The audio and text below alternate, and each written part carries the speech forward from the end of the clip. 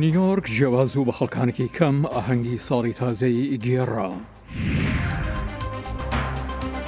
ساڵی 2020 بۆ هەرێمی کوردستان ساڵێکی پڕ لە تەنگەژە بوو. بۆ دیاربەکر ساڵی 2020 ساڵێکی پڕ لە مەینەتی بوو.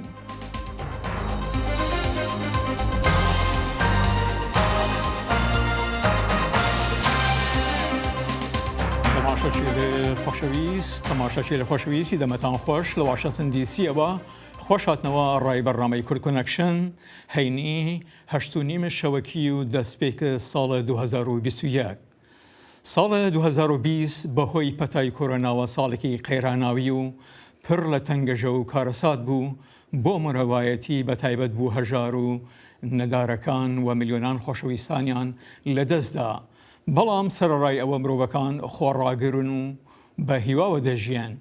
بەو هیوایەی ساڵی 2021 ساڵێکی باشتر بێت نەکوەک هەمیشە بڵێن خۆزگە بە پار، ساڵێک بۆ لەناوبردن و نەهێشتنی جەور و ستەم و زۆرداری، ساڵێک کە چەوسانەوە لە مرۆڤێکەوە بۆ مرۆڤێکی تر نەبێت و مرۆڤەکان بە یەکسانی بژیان، ساڵێک بۆ ژینگەیەکی پاک و خاوینتر و ساڵێک کە ئاشتی و ئاسایش تێدا جێگیر بیت. ئومیدوارم دەمێکی خۆش وەلمان بۆنە سەر. شاری نیویۆرک هەروەکو ساڵانی پێشووتر ئاهەنگی ساڵی تازەی گێڕا، بەڵام بە خەڵکانێکی زۆر کەم بەهۆی پەتای کۆرۆناوە. پۆلیس پەرژینی بە دەوری تایمسکوێردا دانابوو بۆ ڕێگەری لە قەرەباڵغ دروستکردن. کێوێستی ئیالەتی فلۆریدا چەند کاتژمێرێکی پێشتر لە ڕۆژی پێشەمە ئاهەنگی سەری ساڵی تازەی گێڕا تەنها ژمارەیەکی سنووردار کە ڕێگەیان پێدرا بۆ بەشداریان کرد و هەروەها برازیل ساڵی 2021 بە غەمناکی دەستپێ پێکرد کە ئەو شوێنانەی وەکو کۆپەکۆبانە کە ساڵانی پێشووتر شوێنی ئاگربازیەکان بوو چۆڵ بوو و لە جیاتی پەیکەری ئیسا شوێنی ئاهەنگەکەی گرتبوو. نیوزیلاندیش هەروەک ساڵانی پێشووتر ئاسایانە ئاهەنگی سەری ساڵی گێڕا و لە لەندەنیش بە خەڵکانێکی زۆر کەم و خڕبوونەوەی نایاسایانە ئاهەنگی ساڵی تازە بەڕێ بەچوو و پۆلیسیش بەناو خیابانەکاندا دەگەڕان بۆ ڕێگەگرتن لە هەر گردبوونەوەیەکی نایاسایانە. ساڵی 2020 بۆ هەرێمی کوردستان ساڵێکی پڕ لە تەنگەژەی ڕامیاری، ئابووری، کۆمەڵایەتی و تەندروستی بوو کە کاریگەریەکی هەرە گەورەی لەسەر هاوڵاتیاندا هەبوو. هەرێمی کوردستان ساڵێکی پڕ لە قەیرانی تێپەڕاند. بەتایبەت بەهۆی قەیرانی تەندروستی و ڤایرۆسی کۆرۆناوە سەرووی 100,000 کەس دووچاری تەنگ و چەڵەمە و سەرووی 3300 کەسیش گیانیان لەدەستدا. 2020 ساڵێکی بڵێن نامە و زۆر ناخۆش بوو، بەتایبەت بۆم نەخۆشی ڤایرۆسە کە ڕووی کرد لە هەموو جیهان و ڕووی کرد لە گەرمیان کە بەو هۆیەوە خەڵکێکی زۆر و ئازیزانێکی زۆرمان لەدەستدا. ئینشاڵڵا ساڵی 2021 ئەم نەخۆشن و ڤایرۆسە تێپەڕێ و قەیرانی دارایی لە ساڵی 2020دا زۆرترین کاریگەری لەسەر ژیانی هاوڵاتیان و فەرمانبەران هەبوو. بە شێوەیەک جگە لە دواکەوتنی موچەی موچەخۆران، داهاتی ڕۆژانەی کاسبکارانیش ڕووی لە داڕوخان کرد. گیانمەوە 2000 دەرکردەوە کاتی دۆلار و نیەکە. قەیرانی دارایی لە ساڵی 2020دا بە شێوەیەک قوڵ بووەوە زۆرێک لە هاوڵاتیان ئەو پارانەی پێشتر پاشەکەوتیان کردبوو لە دەستیاندا. ئەمە جگە لە هەڵبەز و دابەزی بەهای دراوە بیانیەکان و کاریگەری لەسەر بازار. یعنی لەبەر فرەهۆ جیاوازی زۆرە ئەو کاتانە خەڵک پارەی هەبوو، بەڵام میسە خەڵکەوە ئیفلاسی ئاوردێ. خەڵک ئەو پارانیشی کە پاشەکەوتی کردوایی بووە نەماوە ئیسە ڕوخیاوە. لە ڕووی سیاسیشەوە لە ساڵی 2020دا عێراق و هەرێمی کوردستانیش ساڵێکی پڕ لە ئاڵۆزی و خرۆشانی شەقام و ناڕزایەتی خەڵکیان بەڕێ کرد. لە دەستپێکی ساڵی 2020ەوە تاکو کۆتایی ساڵی 2020 توانین بڵێن کێشمەکێشێکی سیاسی ململانێکی سیاسی گەورە لێنەوە دەوڵەتی و ئەقلیمی و ناوخۆش لە جیهاندا ڕوویداوە و کوردستانێکێک بۆ لە وڵاتانەی کە بەردەوام کێشمەکێشی سیاسیە بۆ لەگەڵ حکوومەتی ناوەندی عێراقدا کە بەڕاستی بە زەرەری هاوڵاتیانی کورد شکاوەتەوە. ساڵی 2020 هێندە ناخۆش و تااقەت پڕوکێن بوو بۆ هاوڵاتیان، تەنانەت ئامادەکاری بۆ بۆنەکانی سەری ساڵ و کرسمسیش نابیندێ. ئیمساڵ تەنها دوودار زیاترمان نەفرۆشە لەگەڵ ساڵانی ترا فەرقی زۆرە. هاوڵاتیانی هەرێم و عێراق بە هەر جۆرێک بێت ساڵی 2020 پڕ لە قەیران و ماندووبوونیان تێپەڕان. بەڵام گرفتەکە ئایندە نادیاری و نەبوونی بەرچاوڕوونیە بۆ ساڵی 2021یش. دڵشاد ئەنوەر، دەنگی ئەمریکا، گەرمیان. زۆر کەسان دەڵێن جیهان لە ساڵی 2020 بەهۆی پەتایی ڤایرۆسی کۆرۆناوە بە ڕەنج و مێنێتیەکی زۆردا تێپەڕین.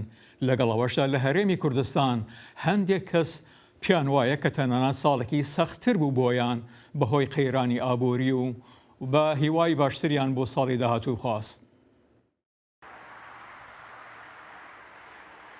هاوڵاتیانی هەرێمی کوردستان باز لەوە دەکەن کە ساڵی 2020 ساڵێکی پڕمەینەتی و سەخت بووە بۆیان بەهۆی ڤایرۆسی کۆرۆنا، خراپبوونی دۆخی گوزەران و بەرتەسکبوونەوەی ئازادیەکان هیوەخوازیشن لە ساڵی نوێدا ئەم قەیران و کێشانە ڕوو لە کەمبوونەوە بکەن.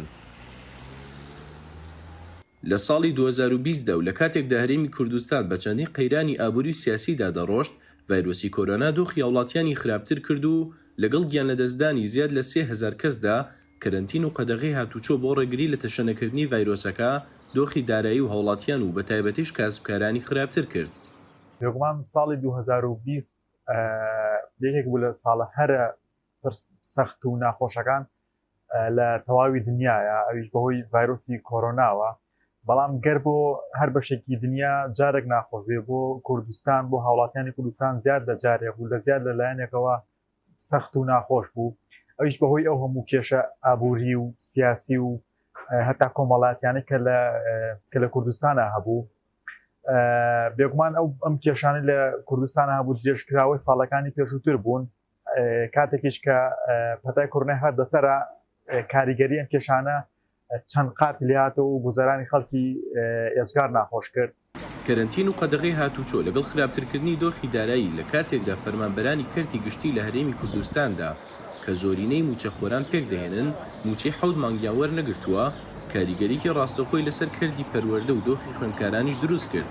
ئەم ساڵ بە درێژایی چەند ساڵێکی ڕابردوو شتێک لە گەورەترین دەرەنجامەکانی هەم بارودۆخ هەم بەڕێوەبردنی کوردستان وەستان و دواکەوتن و پەکخستن و کورتێنانی سیستەمەکانی خوێندن و فێرکردنە دابڕانی خوێندکارە لە فێربوون و گەشە سەنگن کە هەم دەبێتە هۆی دواکەوتنی کۆمەلگا، هەم دەبێتە هۆی قەیرانی زۆربوونی کاتێکی زۆری بەتاڵ و سوود لێوەرنەگیرا و بۆ خوێندکاران. بەهۆی کەڵەکەبوونی ئەم هەموو قەیرانەوە لە چەند کات و شوێنێکی جیاجیادا خۆپیشاندان و ناڕەزایی بەڕێوە چوو لە دوایین خۆپیشاندانەکانیشدا توندوتیژیەکی بەرچاوی لێکەوتەوە و بووە هۆی گیان لە دەستدانی 8 خۆپیشاندەر، 2 کارمەندی ئەمنی، دەستگیرکردنی سەدان خۆپیشاندەر و چالاکوان و ڕۆژنامەنووسان و سووتاندنی زیاد لە 100 بارگەی حزبی حکومی.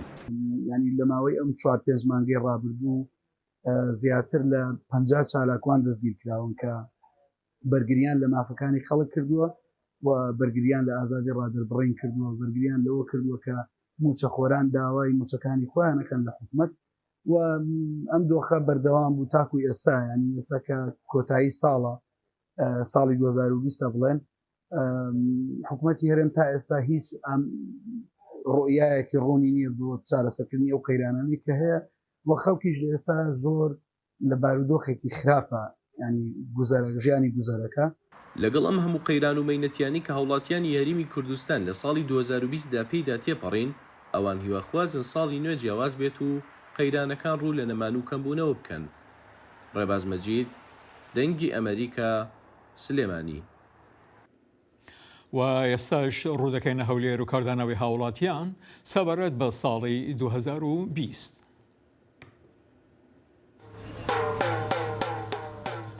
گەشتیار و خەڵکێکی زۆر ڕۆیان لە سنتەری شاری هەولێر کردووە بۆ بینین و بەشداریکردن لە هەنگەکانی سەری ساڵی 2021. بەڵام کە دەبینن لە شەقام و شوێنە گشتیەکان ئامادەکاریەکی وەها نەکراوە بۆ پێشوازیکردن لە ساڵی نوێ، نیگاران دەبن و پێشیان وایە ساڵی 2020 ساڵێکی پڕ لە ناهامەتی و ناخۆشی و قەیران بووە کە بەسەر خەڵکی ئەم ناوچەیەدا هاتووە.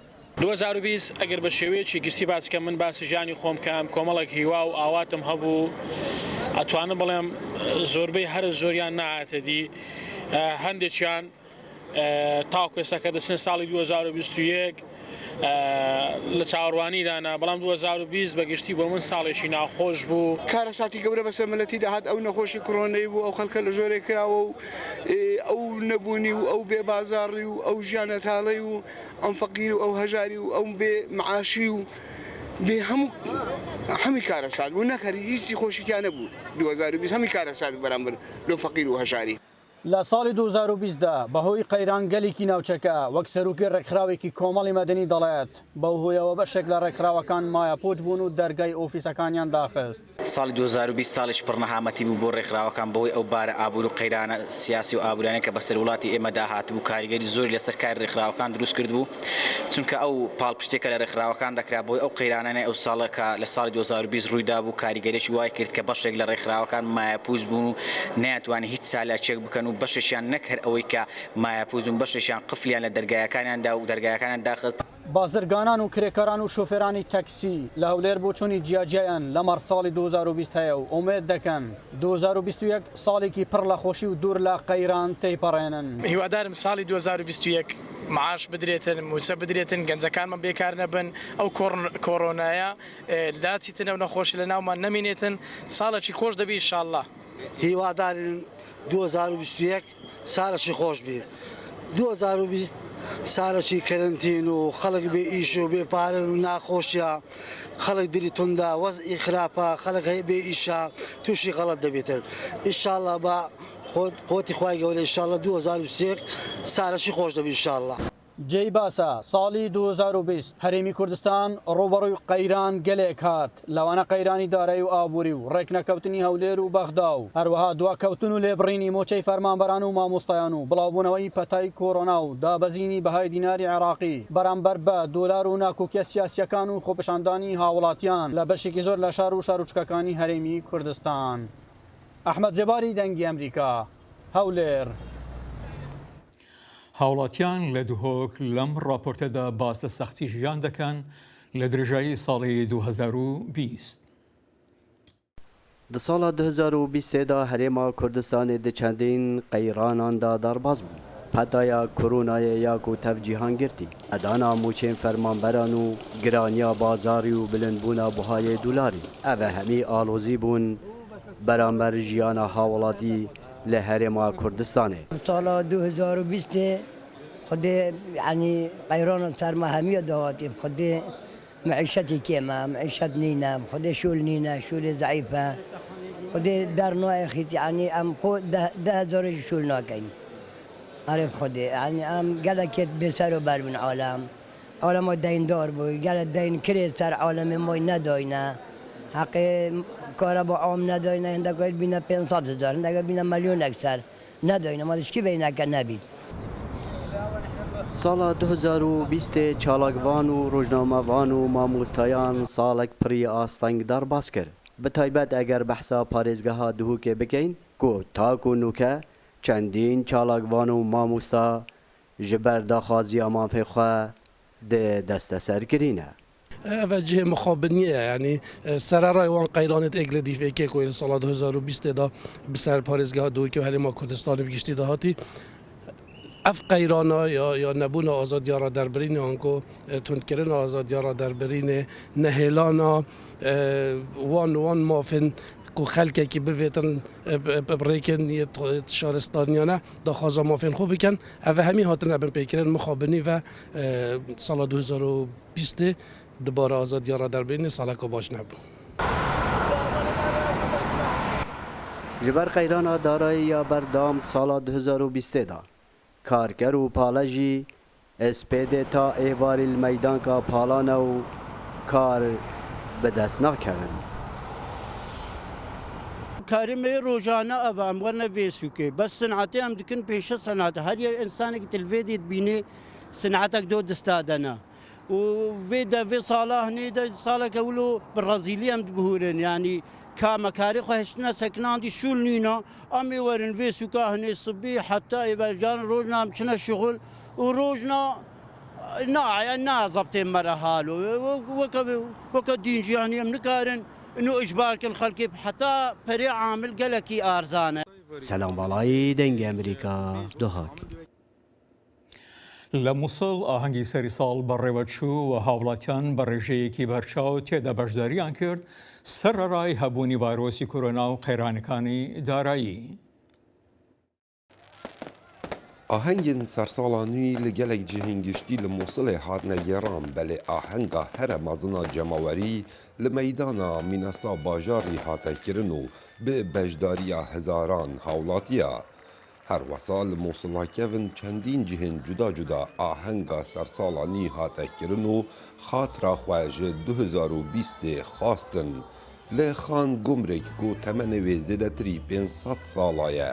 چەندین چالاکیvanan û rêkxrawên navxwî çalakiyek lê rêkxistin û xelkekê berçav beşdarî têda kirin. Ahenga nû ke hatiye sazkirin ji aliyê Mosulê kevin bi amadebûna zorba çalakvanan.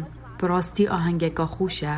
Me xatira xwe ji sala 2020 xast û me pêşwaziya sala 2021 kir. Lavatiyên ku saleka pir umêd û xweşî bît, ya Rabbî êm nahî bû Iraqê û tevaya Iraqiyan hebît ev sala da.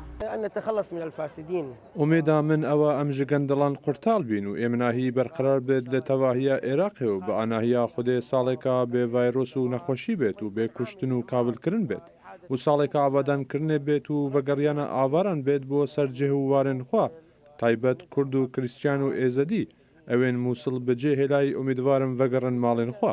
Rêkxerê evê ahengê wesa bû dengê Amerîka got herçende vayrosê koronayê berbelav e li deverê belê Mosul pêdivî çalakiyên wesa ye ji ber ku ji şerekê here mezin derketiye. ستران و هۆزان و هێنەگوتن ئەv پەیامەکە ku مووسڵ باژێرێکی زیندیە و گەنجێن wê xwedanşiyan û peyamên xwe dibêjin sererayî evan kavdanên nûka em têda dijîn ji ber bilavbûna vayrosa koronayê bêt yan krîza darayî bêt evan nûka li tevaya Iraqê berbilav bûyî. Piştî nemana çekdarên Daeş li bajarê Mosulê salane ahengên sersala nû dihêne gêran û xelek bi rêjeka berçav beşdariyê dikin û umêda wan ew e ku sal bo salê pitir êm nahî berqerar bîtin û peyv ve jiyan careka dî vegerîte ve. Kawa Umer Dengê Emerîka, Mosul. و بۆ دانیشتوانی دیاربەکر ئاماد ساڵی 2020 بەهۆی ڤایرۆسی کۆرۆناوە ساڵێکی سەخت و دژوار بوو لە ڕۆی ئابووریەوە. پەیامنێرمان خەجەجان فەرقین لە شەقام و خیابانەکاندا لەگەڵ خەڵکە سەی کردووە کە بە هیوای ئاشتی و ساڵێکی باشتردان. ساڵە 2020 هەر واریدا ji bo hemî cîhanê saleka bixedar bû, bi nexweşîn bû û bimirin bû. Ji vîrusa korona li gorî hejmarên fermî li Tirkiyeyê ji 20,000 zêdetir mirov ji COVID-19 mirine. Li bajarê Kurdan jî rewşa korona vîrusê xerab e û bi hezaran Kurd nav salekda ji ber vê nexweşînê jiyana xwe wenda kirin. Di ber nexweşîna COVID-19 xelk bi aboriya xerab jî rûbirû ma. Ji ber nexweşiyê beriya sersalê li kolanan ne coşî heye ne hêviyek berbiçav. Pirê kes bersiv dan û destnîşan kirin ku sala herî xerab a jiyana wan sala 2020 bûye. Wellê va sê çar salê vêra bi şer û bi qewxe û bi dugîş û bevê ye. İnşallah ev sala însan oxlî çawa markî tedî mare her sal kirasê xwe degîş dike xwe teze dike. Bira inşallah ji ev vê salak def bû em jî vî kirasê xwe degişkin, kiraskî nû li xwe kin tertemîz, em aştî, barişî, demokrasî, însan heqayî, em gorana bira di mala xwe da zarokê xwe û aîla xwe û memleketê xwe têr bikin. Wala ne baş û inşallah ê baş be. İnşallah ya derbaz bû inşallah tiştê ew em nebînin. Yani ewa tişkî pir pîs bû, ewa derbaz mekir çawa bû. Yani biz nizan sanki em nezaretê bûn.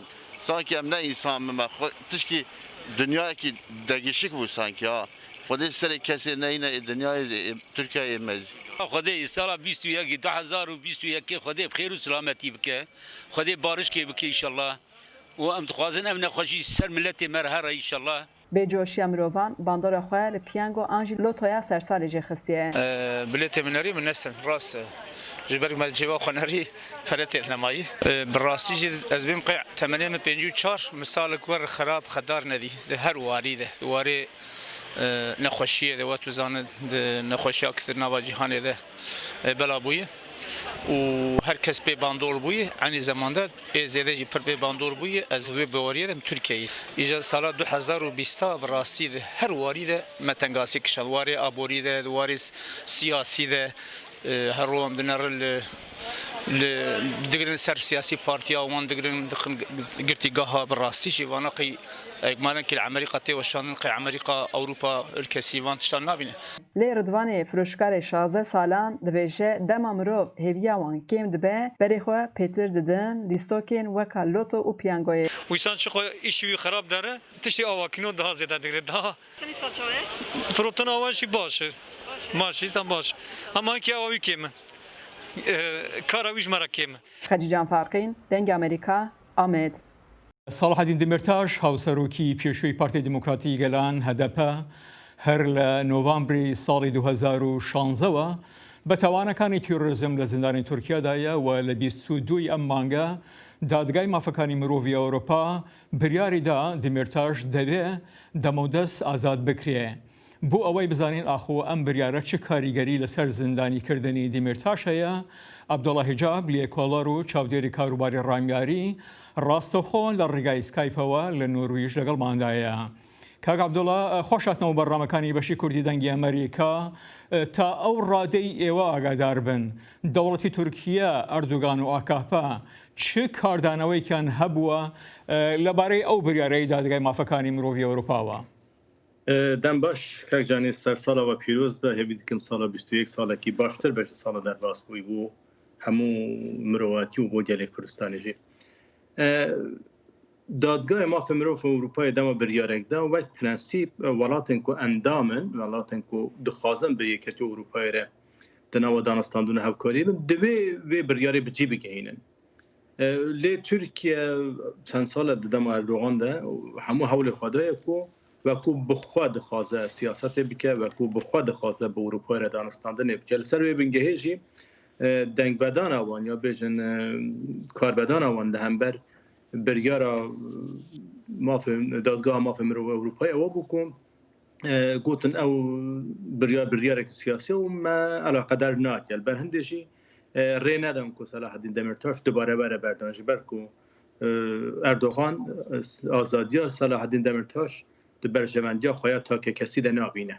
باش کابدوڵڵا تورکیا کە ئەندامی یەکێتی ئەوروپا نیە تا چەند پابەندە بە بریارێکی لەو جۆرەدەوە ئایا قەوارەیەکی تر هەیە کە تورکیا مەلکەشی ئەو بریارە بکات؟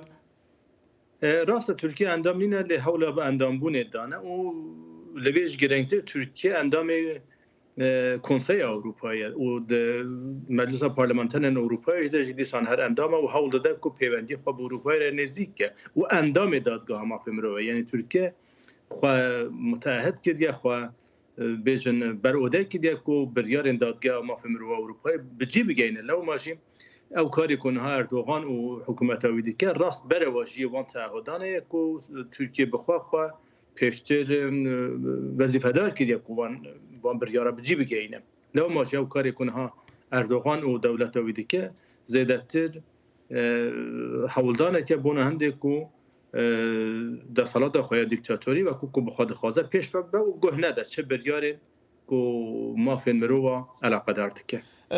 ئەگەر هاتو تورکیا ملکەشی ئەو بریارەدا نەبوو کاردانەوەی پەرلەمانی ئەوروپا یەکێتی ئەوروپا ئەنجومەنی وەزیرانی ئەوروپا چۆن دەبێت؟ دەکەن کاربەدانên سیاسی هەبن لێ مخابن زێدەتر وڵات بخۆنە و بریارێ دن و بریارên دادگاه مافە مرۆڤ ئەوروپای برێوە ببن یە ئەتبارە خەڵ دەست بدەن و یەکەتی ئەوروپای وەکو حتا نەهاژی نیشاندایە یە هەلبێستێ بگرێت هەمبەر ئەردوغان هەلبێستێ بگرێت سەر بریارە جیبجیکردنەوەی بریارە ڕژد بە مجد بە لێ دە هەمان دەمێدەژی ترسا هەندێک هەیە و ئەردوغان گوه نەدەوان بریارە ji ber ku مکانیزما برێوە بەرنەوەی محکەمێ تشتێک نینە حەز و بێژن سیاسەتە وڵاتان بخوا نەبە مکانیزمێکە بجن زورداری نینه مکانیزم که پلیسی نه اروپای پلیس نه که دولت ترکیه نچار بکه به او و بریاره بره و برهنده اگر کاغ عبدالله زحمت ده بله ایما زنی لکیسی الگار مامدوف لآذربایجان که آذربایجان پیشیلی کرد لبریارەکانی مافەکانی مرۆڤی ئەوروپا سزای بەسەر ئازربایجان سەپان شیانی هەیە هەمان کار بەرامبەر تورکیا ئەنجام بدەن نەتەنێ لەبەر بێ ڕەفتاری کۆمەڵێک ڕەفتارێ دەنێ هەنە پەیوەندی تورکیە بە ئەوروپای بگشتیرە زەختێن تورکیا لە قبرسێ دەکە ڕەوشەک و تورکیە لە هەمبەر یونانێ پێکانی ئەوە کۆمەڵێک تشتن کۆنها مەسەلا زەختن ئابووری بتایبەت لەسەر تورکیە دڕۆژەوە یەکێتی ئەوروپای دە هەیە و مەسەلا دەمیرتاشی دکاره آلیکار ببونه هندێک و زختانه زیادتر بن و احتمال هندێک و دورپیچن آبودی بکەونە سەر تورکی نەزیرە کێمە کاک عەبدوڵڵای مەزانین ئاسایشی وڵات کێشەیەکی زۆر گرنگ و هەستیارە لای هەر وڵاتێک تورکیا وەکو ئاماژە دەکرێت کە ئیستاکە بەپێی یاسای دژە ترور هەزارانی دەستگیر کردووە تورکیا مافی خۆی نییە ئاسایش وڵاتەکەی بپارێزێ مثلا وەیەک و ئاسایش دەچەدا دەبینن ئاسایش تورکیا ئاسایشە خوا لە نەئارامی و نەئاسایشبوونا کوردادا دەبینن یعنی تورکیا دەسەڵاتە خوا دەوێدا دەبینە و بێ و کوردا بێدەم بکە و مافین کوردا بم پێ بکە لەسەر بێ ئەساسێت تێ تروریزمی بخوا شرۆڤەت کە و تعریفی لە تروریزمی دکە لەو ماژی مەسئلا سەرکوتا کوونەها لە باکوورێ کوردستان و لە تورکیای گرتنە زیادەتر لە 20,000 کادر ئەندامێن پارتیا لەگالە کووردا و گرتنە سروکن شاهرداری گرتنا پارلمانتر گرتنا صلاحالدین دمیرتاش فیگن یوکسایدا خو به دهان دنه همون نشانه هنده نه که شرک سیاسی و شرک کاغ عبدالله لشکریش بکردارد کاغ عبدالله زۆر بە کورتی داگی دیمرتاش دەڵێت منداڵەکانم تۆریست نییەن و دەڵێت ئەگەر ئەو تۆریست بوو چۆن لە پشتی لوولەکانی زیندانەوە کاندیدی سەر کۆمار بوو